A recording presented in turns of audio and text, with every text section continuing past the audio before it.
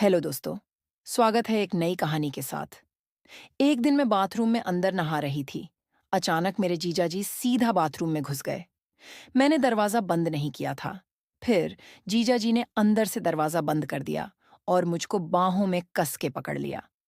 फिर जीजाजी मुझसे कहने लगे कि तुम्हारे ओखली में मेरा धान कूटने का मन कर रहा है।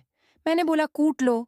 फिर उसके बाद जीजाजी मुझे अपने बाहों में कसकर पकड़ लिया और उसके बाद मेरे ओखली में धान कूटने लगे। मेरे जीजाजी ऐसे धान कूट रहे थे कि जैसे मानो इससे पहले कभी कूटा नहीं हो। फिर थोड़ी देर बाद मैंने जीजाजी से बोला, बस करो, ओखली फट जाएगी। जीजा ने कहा, रुको अभी थोड़ी देर और धान कूट लेते हैं। इसी तरह से लगभग 2 घंटे तक जीजाजी ने मेरी ओखीली में धान कूटा। उसके बाद बोले, बस हो गया। फिर मैंने जीजाजी से कहा, चलो अभी आप बाहर जाओ और दीदी को ये बात नहीं मालूम चलना चाहिए। जीजाजी ने कहा, ठीक है, तुम्हारी दीदी को नहीं मालूम चलेगा। उसके बाद जीजाजी दरवाजा खोलकर बाहर निकल गए। इसके बाद मैंने जीजाजी ने जो धान कूटा था, मैं उसको साफ कर रही थी। उसके बाद मैं नहा धोकर बाहर निकल गई। उसके बाद मैंने जीजाजी को खाना अपने हाथों से खिलाया। फिर थोड़ी देर बाद मेरे जीजाजी मेरे दीदी से मिले और उनके कमरे में चले गए। फिर अंदर से दरवाजा बंद कर लिए। उसके बाद मेरे जीजाजी मेरी दीदी के ओखली में धान कूटने लगे। उसके बाद जीजाजी बाहर निकले। मैंने चुपके से जीजाजी से पूछा कि आप इतना देर धान कूट कैसे लेते हैं? आपकी बैटरी लो नहीं हुई थी? जीजाजी ने कहा, मेरा बैटरी 24 घंटे चलता है। उसके थोड़ी देर बाद जीजाजी अपने घर चले गए। फिर मैं रात को अपने फोन से जीजाजी के पास फोन किया और उनसे ढेर सारा बातें करने लगी। बातों ही बातों में मैं खो गई थी कि मैं किससे बात कर रही हूँ और मैं अपने आप को पूरी तरह से खो चुकी थी। ऐसा लग रहा था कि जैसे जीजाजी मेरे पास में है और मुझसे प्यार कर रहे हैं।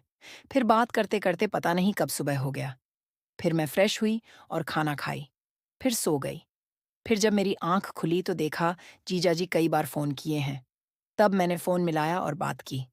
जीजाजी ने कहा, तुम्हारे पास मैंने कितनी बार फोन किया, तुम फोन क्यों नहीं उठा रही थी?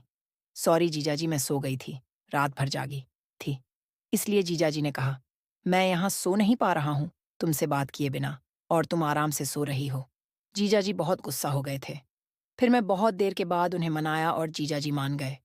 फिर मैंने कुछ देर तक फोन पर बात की और उसके बाद फोन रख दिया।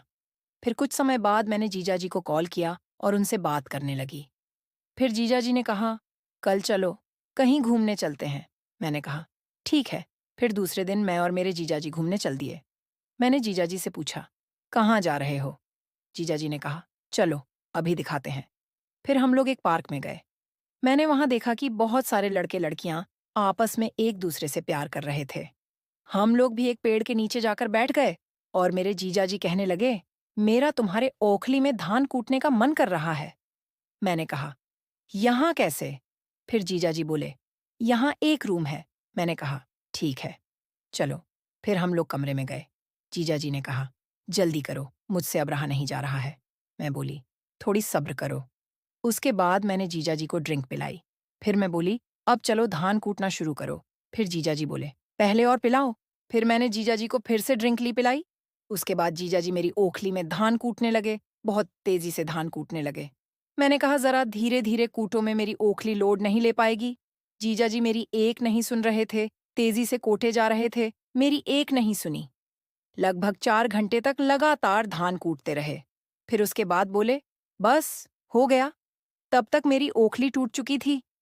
फिर मैं किसी तरह अपने घर पर गई। फिर अगले दिन मेरे जीजाजी मेरे पर आए और बोले, चलो, तुम दोनों को मैं कहीं घुमाने ले चलता हूँ।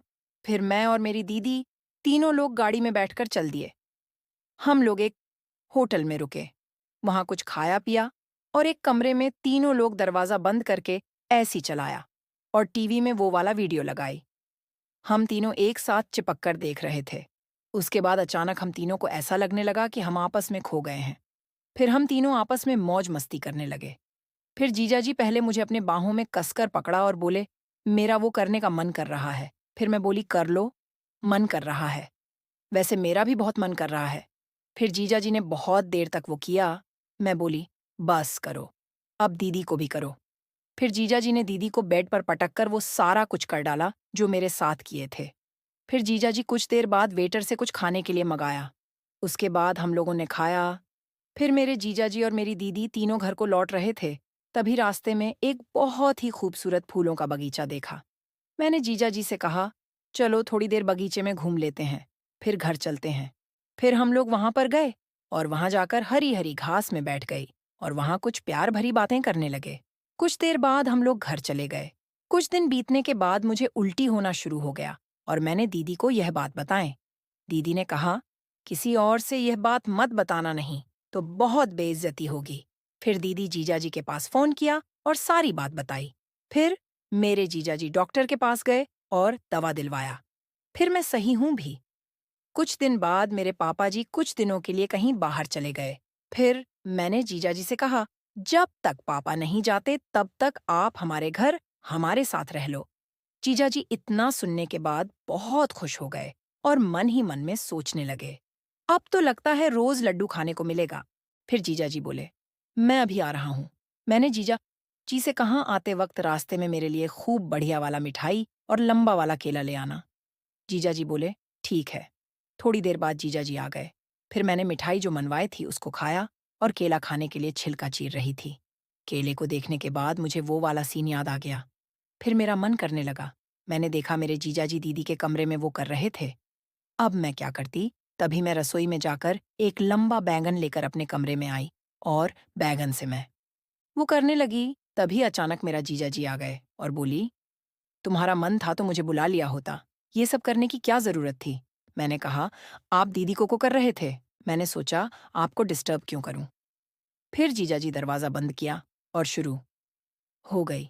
उस दिन मेरे जीजाजी लगातार करते रहे और करते करते सुबह हो गई थी।